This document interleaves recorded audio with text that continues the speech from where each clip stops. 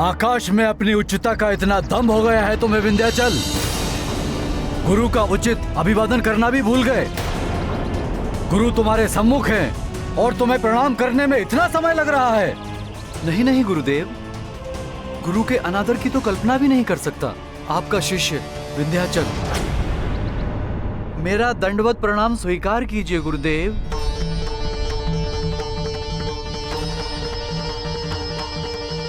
कल्याण हो। विंध्याचल, मैं जम्बू द्वीप के दक्षिण प्रवास पर जा रहा हूं। कुछ समय वहीं रहूंगा। मेरा आदेश है, मेरे लौटने तक तुम दंडवत अवस्था में ही रहोगे। मेरी आज्ञा का उल्लंघन नहीं होना चाहिए। आपकी आज्ञा शिरोधार्य है गुरुदेव। मैं पूर्ण निष्ठा से उसका पालन करूंगा। विंध्याचल को यह आदेश देने के पश्चात अगस्त्य ऋषि ने दक्षिण भारत के दंडका वन में अपना निवास स्थान स्थापित किया। इस घटना के बाद वो उत्तर भारत कभी नहीं गए और विंध्याचल पर्वत सदैव अधोमुख अवस्था में रहा, जैसा उसके गुरु उसको छोड़कर गए थे, और कभी भी इतना ऊंचा नहीं हो पाया जिससे वो किसी को कष्ट पहुंचा सके। ऐसी विलक्षण प्रतिभा के धनी, ऐसे चमत्कारी हैं ऋषि अगस्त्य। एक बार उन्होंने पर्वत को झुका दिया, तो एक बार सातों सागर का जल पीकर उन्हें जल रहित कर दिया था। वो समय था जब युद्ध में देवताओं पर हमला करने के पश्चात असुर सागर में जाकर छिप जाते थे। तब देवताओं के ही अनुरोध पर असुरों को उनके छिपने के स्थान से वंचित करने के लिए ऋषि अगस्त्य ने सागर के जल का पान कर लिया।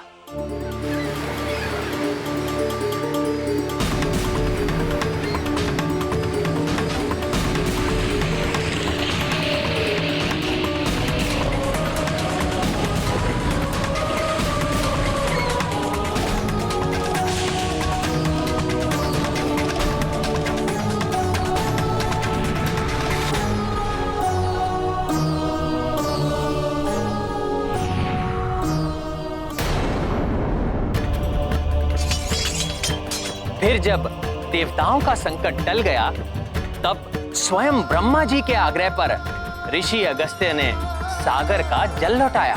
स्वामी, यदि ऋषिवर इतने सक्षम हैं, तब तो उन्होंने हनुमान को गंगा जी को अपने साथ ले जाने का उपाय अवश्य सुझाया होगा।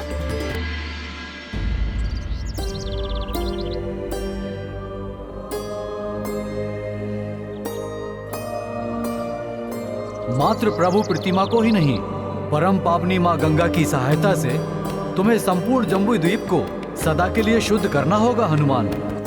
परंतु ये हनुमान कैसे करेगा ऋषिवर? तुम्हें माँ गंगा को जम्बू द्वीप की अन्य सभी नदियों से जोड़ना होगा।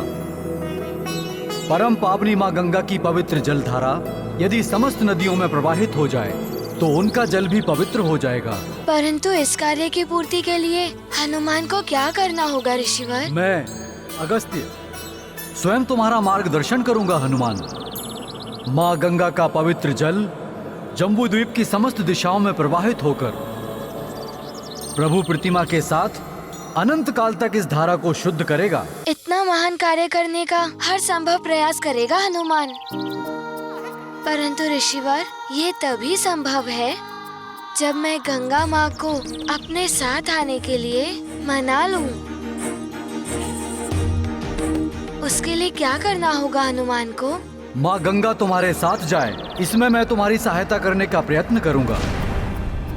परंतु इसके पूर्व तुम्हें मुझे एक वचन देना होगा हनुमान। कैसा वचन ऋषिवर?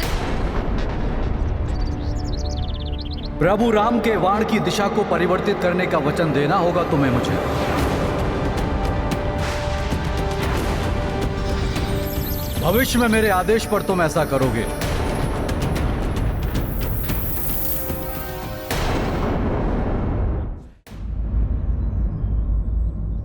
ये कैसा वचन है ऋषिवर? स्वयं के प्रभु स्वामी प्रभु श्री राम के बाण की दिशा को परिवर्तित करना, ये अधर्म नहीं होगा ऋषिवर?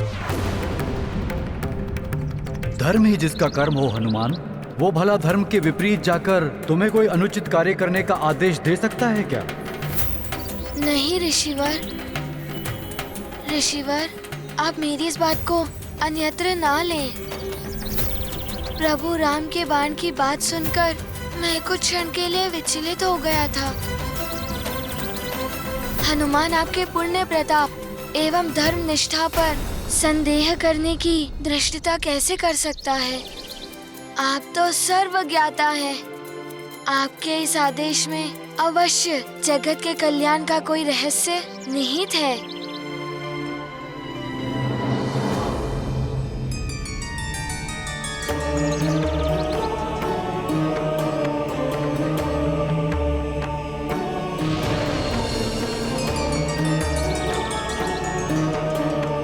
अब तुम मुझे एक वचन दो हनुमान।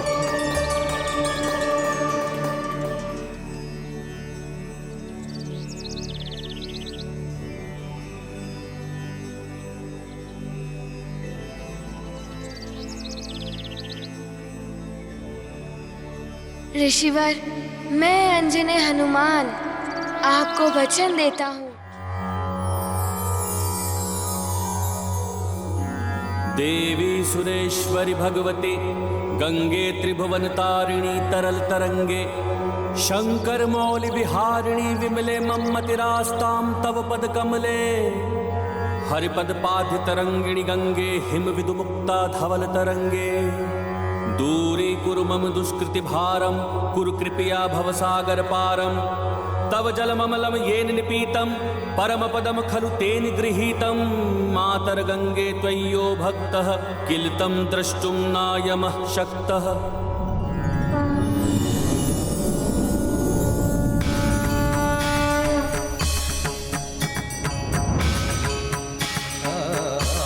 प्रणाम गंगा माँ। प्रणाम ऋषिवर। प्रणाम गंगा माता। कल्याण हो पुत्र हनुमान। माँ गंगे, मेरे आह्वान पर आपने शुभ दर्शन दिए, मैं कृतार्थ हुआ माता। मेरी एक प्रार्थना और स्वीकार कीजिए माते। हनुमान के साथ सुमेरु सरोवर तक जाकर हनुमान को संकट मुक्त कीजिए। अपनी पावन जल धारा को जम्बूद्वीप की समस्त नदियों से जोड़कर उन्हें भी पवित्र करने की कृपा कीजिए माते। ऋषिवर, मैं हनुमान के साथ अवश्य चली जाऊंगी, परंतु मैं अपने तीव्र वेग के कारण चिंतित हूँ। मेरे वेग के सामने जो पड़ता है वो मुझ में समाकर नष्ट हो जाता है, परंतु यदि हनुमान मुझे आश्वस्त कर दे कि वो मेरा मार्ग प्रशस्त करेगा एवं मेरे मार्ग में आने वाले प्रत्येक जीव जंतु को हटा देगा, तो मैं यथाशीघ्र ही इस पुण्य कार्य में सम्मिलित होने के लिए प्रस्तुत हूँ।